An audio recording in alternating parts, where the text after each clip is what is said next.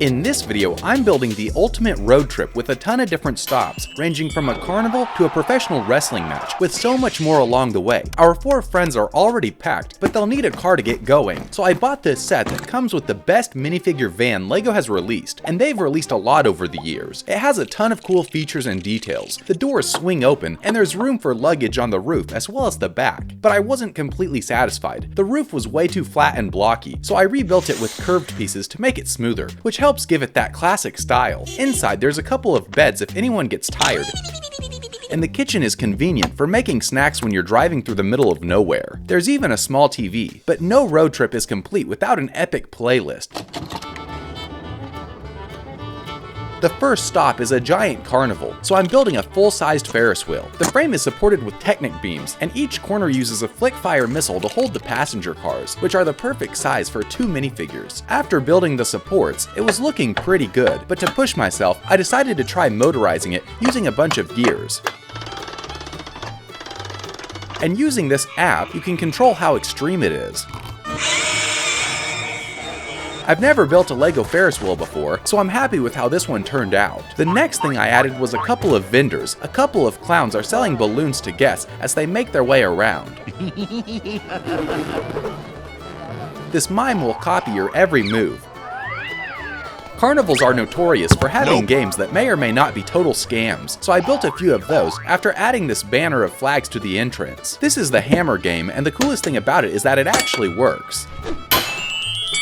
The next game is target shooting. Using a stud shooter, you can knock over each of these plates. This cat lady is face painting some of the kids at the carnival. If you get enough tickets, you can win a prize from the booth. Since TJ won the hammer game, he let Zoe pick out a stuffed animal. And with that, we've finished our carnival and it's time for the gang to keep rolling. On the highway, they saw a billboard for a professional wrestling match and spontaneously decided to try it out. I started by building the ring using these bendable tube pieces, which ended up working really well. Besides the ring, I built this jumbotron for the maximum viewing experience. It even shoots flames. Seated in the stands, you'll find a ton of wrestling fans here to cheer on their favorite fighters, and there's also a pair of commentators. For tonight's Minifigure Mayhem main event, we have the LEGO Luchador, the Plastic Powerhouse, the Stud Striker, and the Brick Bruiser. Now let's get ready to rumble!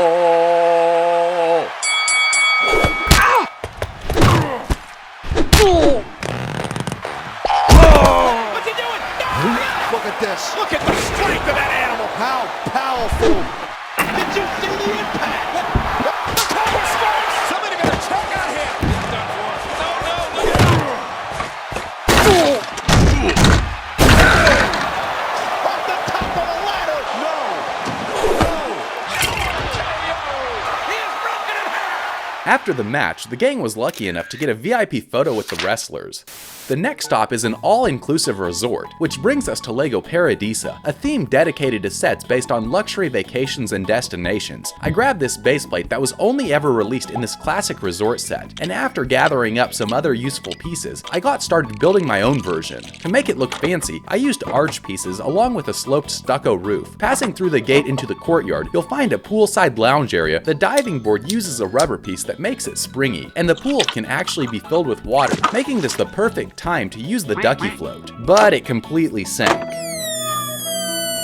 On the cobblestone walkway, I set up an open-air restaurant where these butlers serve the restaurant's most exquisite cuisine, made with ingredients imported from all over the world. There's live music performed by this mariachi singer. The meals are prepared by chefs in this state-of-the-art kitchen. On the second floor, you'll find the guest quarters, which are booked year-round by the most rich and famous people in all of LEGO City. After their meal, the gang was exhausted, but with the room already taken and way too expensive, they decided to lodge at the only other option in town, Batlord Manor.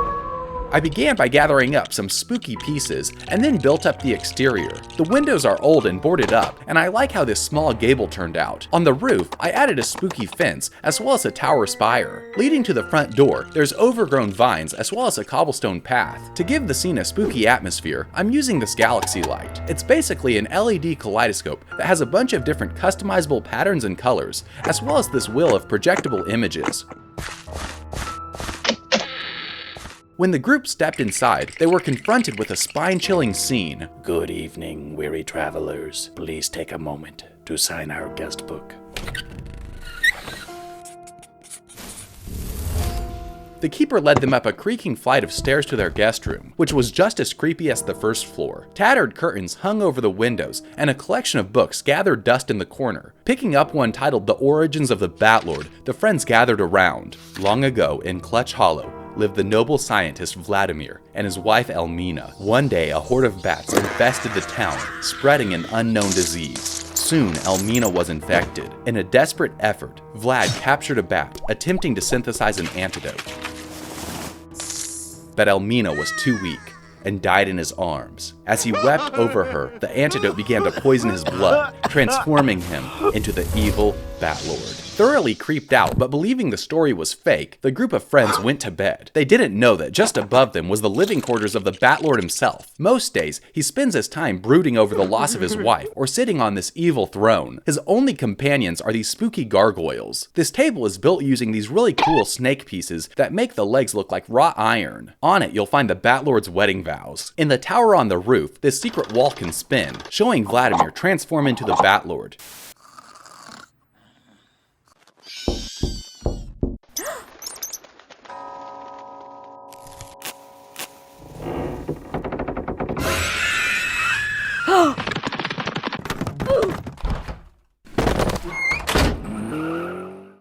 A gas station was the most common request for this video, so that's our next stop. To fuel up, you can use this nozzle that's connected to this longer hose piece that's hanging from this column. Another cool detail about the van is that it has a removable gas cap, giving you the option to connect the pump. For the building, I went with a red and yellow color scheme based on Shell gas stations, so the first thing I built inside was one of those grills that spin the hot dogs endlessly for hours and hours. Besides the food, most people go inside for the bathrooms, so that was the next thing I added. The toilet paper is attached using paint roller pieces. I filled up the rest of the gas station with coolers, junk food, and a slushy machine, giving our group the chance to stock up before getting back on the road. An essential rule for every road trip is stopping for unplanned sights and attractions that you happen to find along the way. So for the next stop, I built a giant dinosaur. After building up the basic shape, it was kind of looking like Gumby mixed with a dog. So I gave it some teeth, as well as some red spikes running down its back.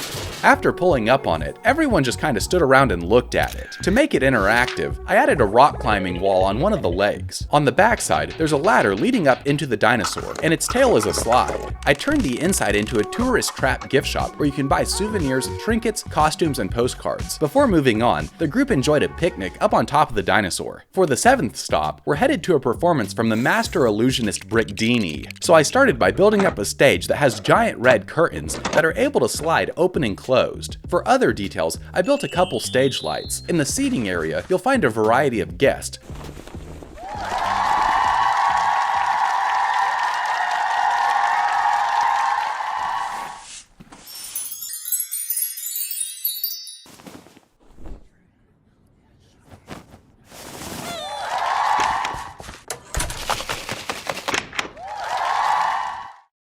Open the blast doors! Open the blast doors!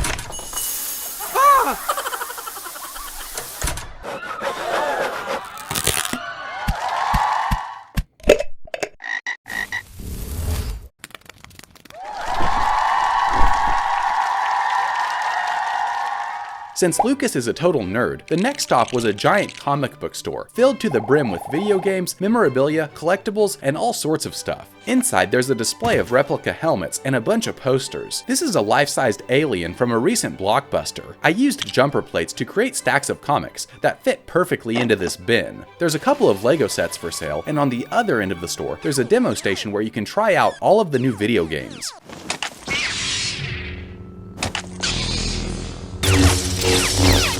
After everyone found something they wanted, they headed out. The beach is up next, so I gathered up a ton of these curved pieces and built up some layered sand dunes that lead down to the water. To keep everyone safe, this lifeguard is hanging out in this lookout tower. Help me!